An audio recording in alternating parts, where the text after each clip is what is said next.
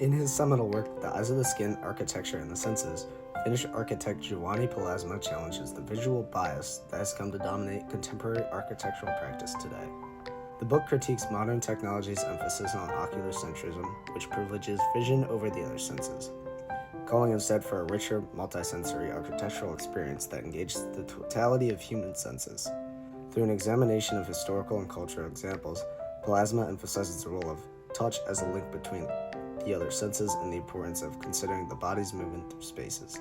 Since the book was written, there has been an increasing dependence on technology and a trend towards oculocentrism, making it all the more important to reimagine architecture as a multisensory experience. Giovanni Pallasmaa, a Finnish architect of the 20th century, once quoted Le Corbusier as claiming, "I am and remain an impenitent visual. Everything is in the visual." Postmodernism is thought of to reinforce a purely ocular-centric aesthetic. In order to best observe Le Corbusier's work, one must observe from many different perspectives. By doing this, the observer is experiencing the architecture simply by looking at it, with no other sensories involved.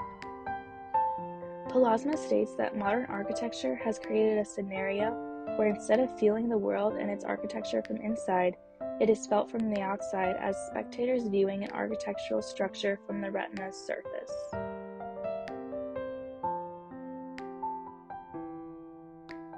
Norberg Schultz cites Alvar Aalto's architecture as an architecture of place, buildings that create geographic centers with identities that embody and invite certain actions and habits of living. Aalto's reflections on domestic architecture emphasize a departure from conventional symmetrical axes or generic room templates dictated by facade aesthetics, as he states that a dwelling is an area which should offer protected areas for meals, sleep, work, and play. Aalto contends that architecture should prioritize the well-being of its inhabitants, taking into account psychological factors to facilitate seamless and organic transitions between activities within a dwelling. He talks about factors to take into consideration a harmonious interplay of shifts, movements, and changes, where thoughtful measures ensure pleasant acoustics and optimal lighting. Aalto's perception regarding rationalism or true rationalism transcends mere functionality and talks about synthetic rationality. He recognizes that humans are not solely rational, but also players. His views on the use of play in architecture are in tune with Johann Huizinga's theory, or homo ludens, or man the player.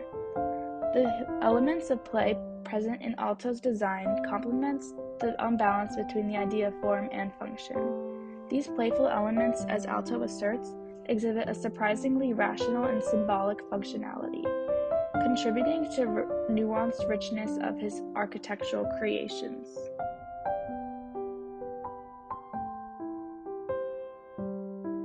Thermae Vase embodies a multisensory form of architecture put forth in the eyes of the skin.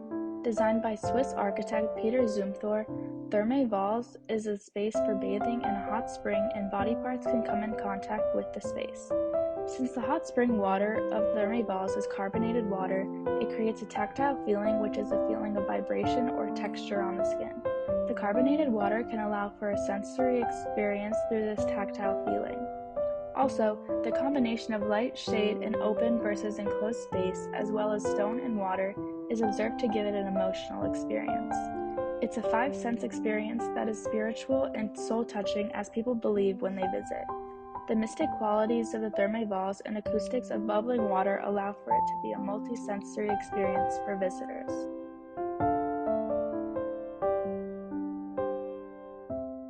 Some architects argue that technological advances have led to innovative and visually stunning designs that enhance the overall architectural experience.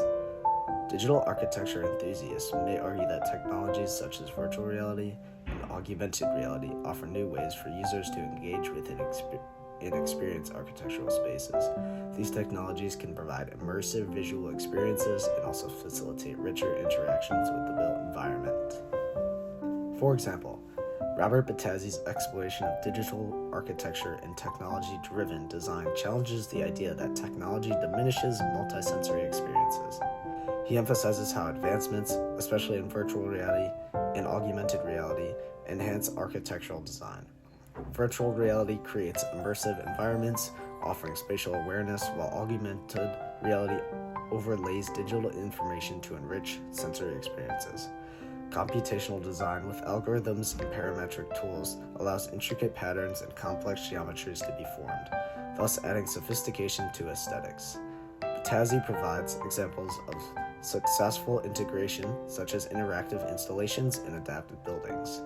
The argument challenges that technology-driven design has the potential to redefine and elevate multisensory experiences, contesting the assumption that technology diminishes sensory richness in a built environment.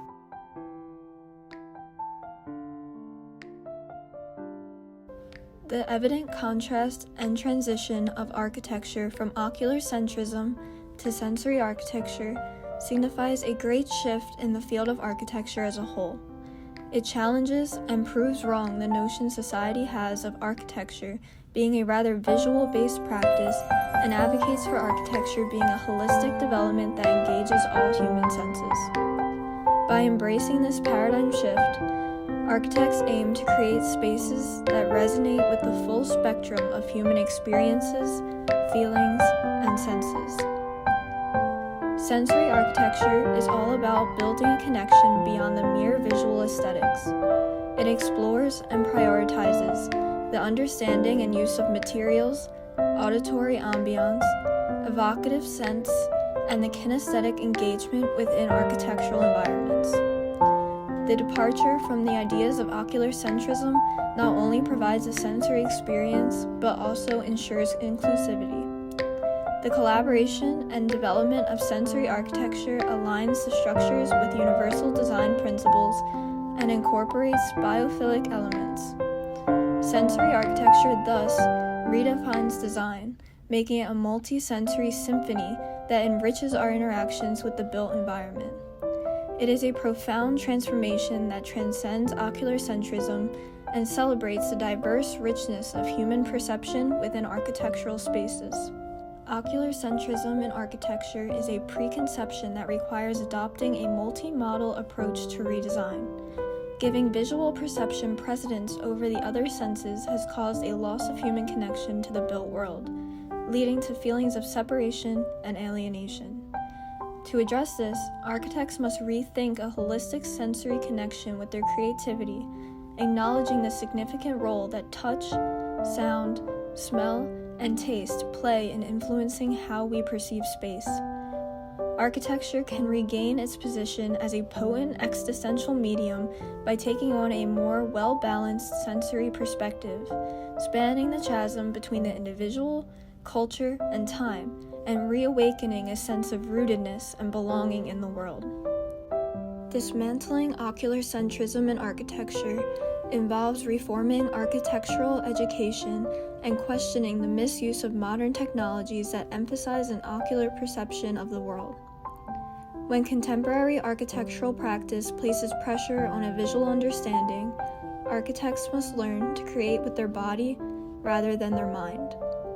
Technical inventions such as computer-generated models are limited in their capacity to stimulate the senses and immersive qualities of architecture such as smell, tactility, and hearing that ground the architectural experience. As such, architects must take on a critical understanding of digital technologies and understand limitations in their ability to capture the humanity and existential qualities of architecture that can only be understood through feeling.